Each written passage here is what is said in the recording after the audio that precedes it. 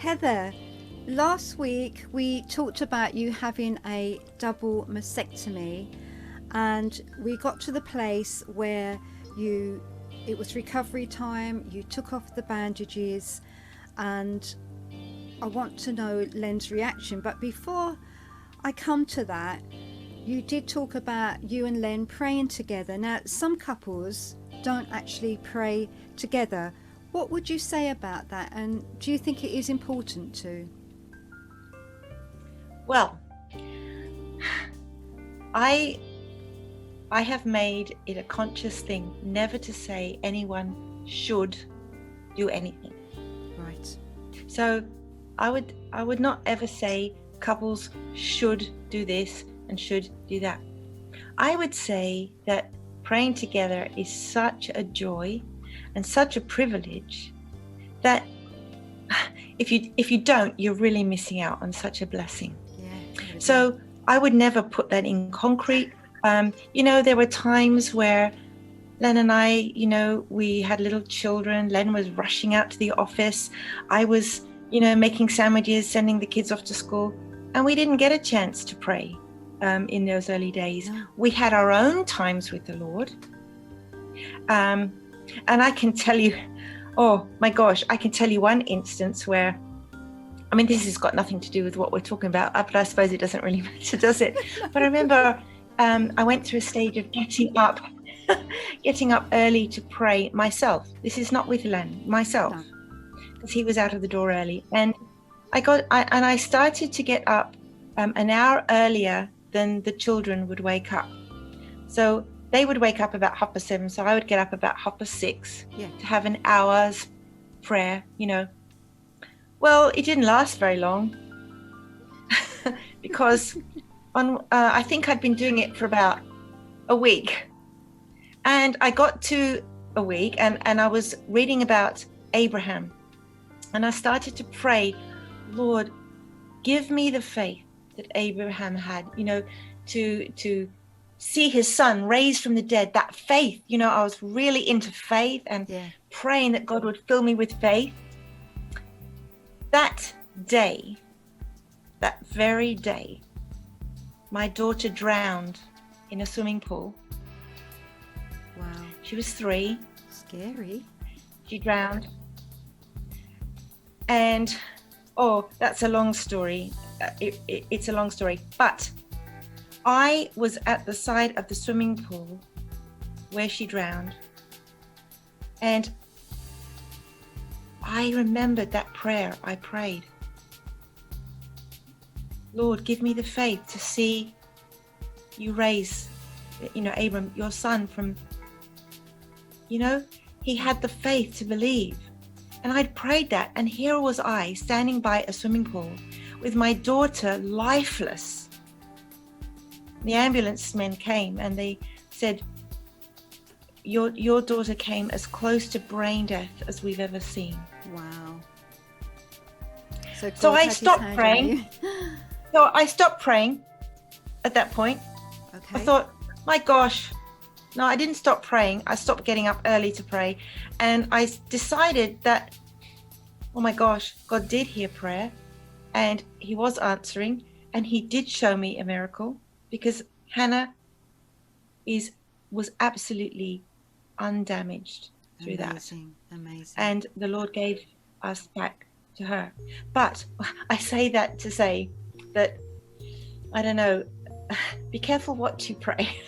Yes, and I went through a difficult stage after that because I was thinking, Lord, you listened so carefully to our prayers and you answered me on that day. Yeah.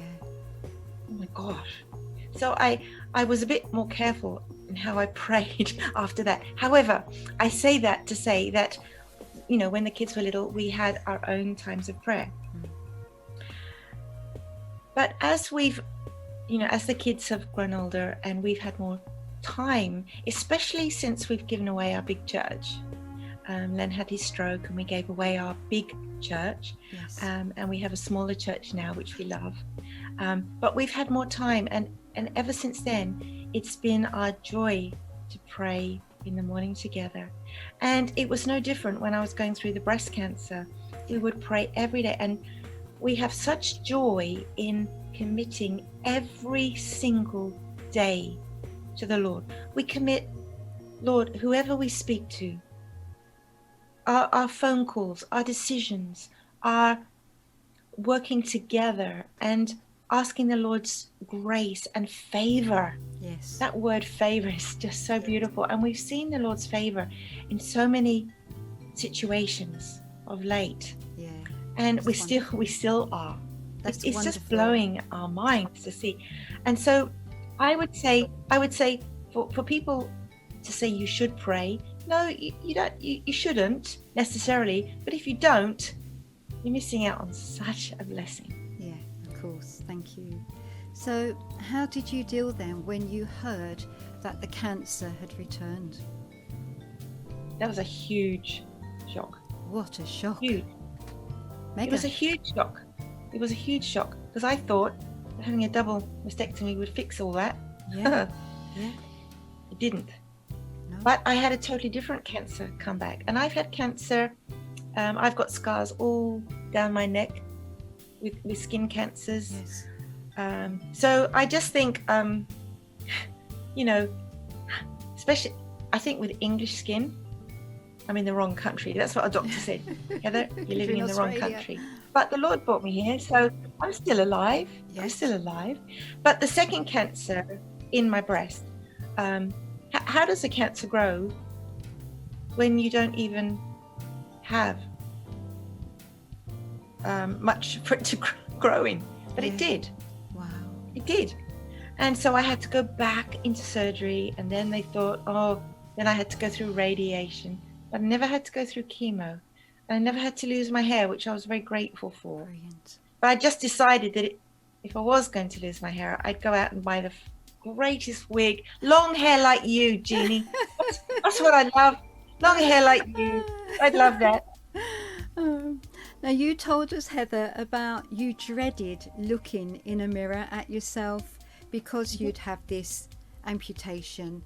I mean, you felt unlovely, or how did you feel? I mean, what was Len's reaction to all this? Well, I need never have feared his reaction, yet I did. Yes, understandably. I think it's a woman thing, but he was just so lovely, and he never made me feel unlovely. He always said, I will love you no matter what. You're beautiful to me. And he says that, he almost says it nearly every day. Yeah, that's beautiful. We tell each other, Paul and I, that we love each other every day. And also when you take your vows, it's for better or for worse, isn't it? And sometimes it gets a lot worse. Sometimes it gets a lot worse. So did Len then, he didn't go to the hospital with you, did he? I mean, and I didn't why really was that? Didn't you want him to go with you? Why? Well, there were many trips to hospital, and the day of my operation was a huge day. Oh, and yes. no, I just wanted I wanted him to drop me off, pray with me, and then I just felt me and the Lord. Yeah. I didn't want him, I think when you're married, you feel each other's pain a lot. Yeah. Don't you? You do. Definitely. I think you do, because the two of you become one. That's right. And so you feel each other's pain keenly. I mean, I feel Len's pain as keenly as if it was myself. Yes. And I know he feels the same. Yeah. And so I just thought, you know what, he can do without this. I have the Lord, and I really just want to be with the Lord now, going through this. So I sent him on his way, thanked him for dropping me off, told him I would be fine, and then just took the time. I just needed to be with the Lord alone. And what is amazing about that, Heather, is that, Len could have taken that you were pushing him away, but he actually respected your wishes, which I think is fantastic, actually. But what do you think was going through Len's mind at that time when you were having your operation? How do you think that, Well, I don't really know. I mean, I think you steel yourself. Of course. Yeah, you're And, probably you right. know, when Len had his stroke all those years ago, I had to steel myself thinking he may live or he may die. Yeah. You have to steel yourself. He would have done the same. Yes, of My course. wife, you know, I believe she's going to have the best of care. She's with the Lord. I give her now to you. And it's so beautiful to give each other to the Lord, especially when you're going through significant things. Definitely. To give each other to the Lord. You know, I mean, Len and I, you know, he's 9 years older than I am. Yes. I'm 64. He's 73. Wow. So one of us is going to die first. Neither of us know which one. No, of course not. But no. we talk about that often. Yes. And it's so good to talk about the inevitable and to talk about really difficult things together, because it helps you psychologically prepare for the inevitable. So we have fun talking about it, you know, but it's really good to talk about it. I don't really think my mum and dad back in their day did talk about death much. No. And I've got a chapter on it, I think, in my book. Yeah. Well, actually, I know I have. Yeah. But I think it's very important to prepare for that. So when you give your husband or you give your wife to the Lord, whether it's in operations, whether it's in conditions that your husband and wife may face down the track, it's so wonderful to know that you're in the hands of the Lord. Yeah. And that brings an incredible peace. And I know that Len had an incredible peace through it all, as I did, which is incredible. I think the Bible calls it the peace that passes all understanding. And I think that's only something that the Lord can give as well. Now, you felt probably self-conscious at this stage and you wanted to avoid mirrors, would you say? Oh, yes. Yeah. So yes, I wasn't keen to look in the mirror. No. I'm still not that keen of looking in the mirror. Now, how did you gain your self-consciousness then? How did you gain, you know, self-confidence in yourself? Well, I was very, very blessed to be offered the opportunity for reconstruction. Wow. And they did I have to say, they did a great job. Brilliant. And so now I don't even think about it. I don't even think about it. It's just part of me now. It's part of who I am. Yeah. So acceptance. And no one's really, I think I really go back to that time. I mean, seriously, I don't even think about it now, but going back, when the Lord said to me, "This is my path of life for you," I took that as his word. And I thought, Lord, I'm so grateful for the opportunity. And it's okay, I've got a husband who loves me. And to everyone else, it's like nothing's happened. So I'm very grateful. I'm very, very grateful. And slowly my self-esteem began to rebuild. Wonderful. Now, Len was affirmative, wasn't he? You know, let's think about from a man's point of view now. Now, Len was very affirmative. So you had that acceptance from him? Totally. Totally. Yeah. And, you know, I would say to anyone that to any guy, actually, or to any woman whose husband, I mean, you know, Len is going through a stage at the moment of, you know, having reconstruction on his face because when he grew up as a little boy in the institution in Australia, they never wore sunscreen, never wore a hat, never wore anything. So his skin was burnt to blisters on his nose and his face, and he's living to reap that consequence. And so he's had his plastic surgery on his nose.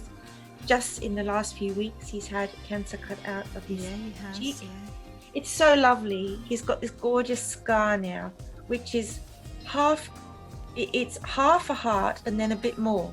And I want to get a red pen and just dot the rest So he's got this little heart on his cheek. And I said to him, "Oh, sweetheart, I love your cheek. It's so Oh. beautiful." That's really lovely. Accepting So for one him, another. yes, what's you normal? are. And for him, it was a real big deal for him to have his, cheek ripped Of course, open. yeah, because it's and then very he had to take visual it off, as and then well. he is, yeah. But I just love his scar. And I said to him, "You know what? I think when you love someone deeply, Yeah. it's not just about the physical, especially as you're getting older as well. But you just love each other. Of course, And I agree. you see past all that. It goes Yeah. deeper, doesn't So it? It goes much deeper it's than not a the blemish. outside. Oh, No. absolutely. And so his scars, my scars, everybody else's scars, they're a badge of honor Yeah. of what we've come through. I don't know if Len will like you doing a tattoo on his face. Oh, it would look cute if I did, but we'll see. And I think that's lovely because there is no guarantee that somebody will support you. But that's lovely that Len has been a brick to you as well, and he's gone through that journey with you. Yeah, absolutely. So He has, and I could not fault him, but that's wonderful. yeah. So Heather, in your book, you talk about Solomon being wise. You talk about disaster of women. Expand on that for me, would you? Disaster of women. Well, I think he was nuts. Fancy marrying all those women and all those mother-in-laws, Wow. and then having all those concubines. How can you expect a happy life? No wonder he lost it towards the end. He did. You know? He did. I don't know. I mean, what can I say? Exactly. The end of the story tells itself. He actually became very depressed, and God's heart was never for that. No. And I don't understand how initially the Lord gave him all that wisdom, and then he turned from that wisdom towards the end of his life. Yes. I Contrast. don't understand. But anyway, That's how it was. I guess a lot of us aren't wise a lot of the time either. No, we do have to be wise you had to be wise in your decisions, about this amputation and how God led you. But so next week, Heather, I'd like to talk to you about having a successful marriage and what makes a successful marriage in your eyes. So I look forward to talking to you next week. Thank you, Heather. That'd be wonderful. And thank you to all of your beautiful viewers who give me an opportunity to share with you. Really appreciate it. Thank you. You're going to be a blessing to many people. Thank you, Heather.